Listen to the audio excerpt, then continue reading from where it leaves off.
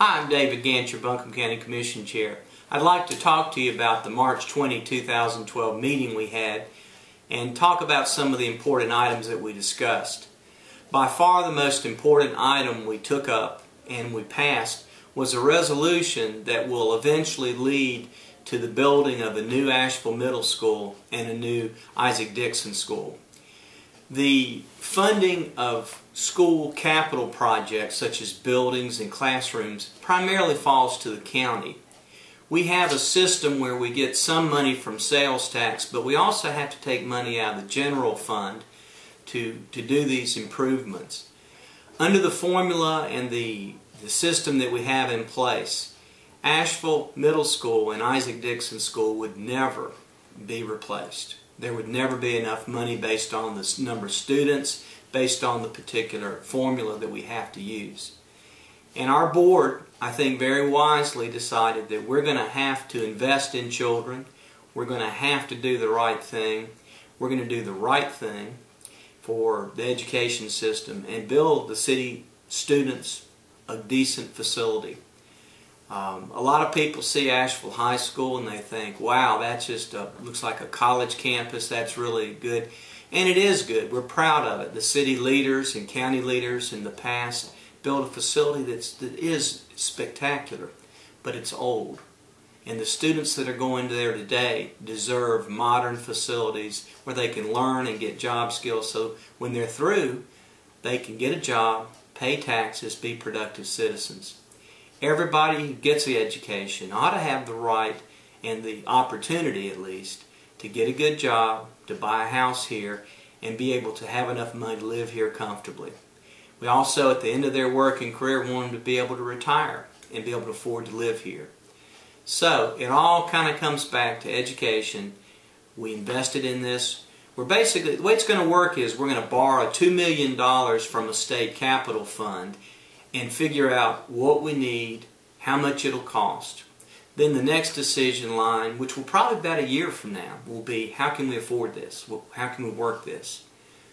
We think it's real important to get the parent, teacher, community input before we even talk about how we're going to finance it and get the right product, because the Asheville City Schools are exemplary.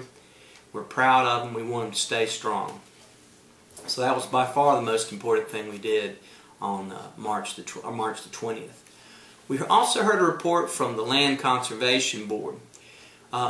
Conservation easements, which is what this part of the report's about, are basically voluntary agreements where people that own huge chunks of land, usually farmland or ridgetop land, agree to give up to sell to the county or sell to somebody the development rights. So while they still retain the right to live there, to farm there, to be on the land, they sell part of the many rights they own. Some of the things they own are, you have water rights, you have mineral rights, you have development rights, and so we're buying one of the many parts of the ownership that they have. It's an important part because if we don't do this, we run the risk of having very few or no farms in the not too distant future. I don't want to be an alarmist about it, but there are parts of the country, my friends tell me, that no longer have viable land to save. They've actually overdeveloped to the point that there's nothing left worth saving. So it's kind of a frightening thought. We're a long ways away from that, but we want to get the best land that we can. We want the ridge tops to look the same for our children, grandchildren, and people after that as we see them. And so that's what we've been doing. We've preserved over 5,000 acres since we started this program about 8 years ago. I'm proud of it.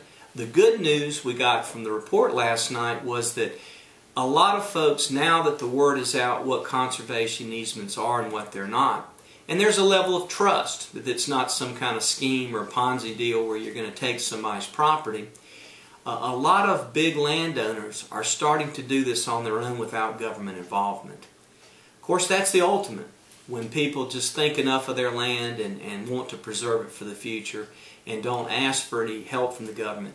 We've never been the only partner in this. We always partner with the owner, We partner usually with a third party like Southern Appalachian or some of the other conservation groups around.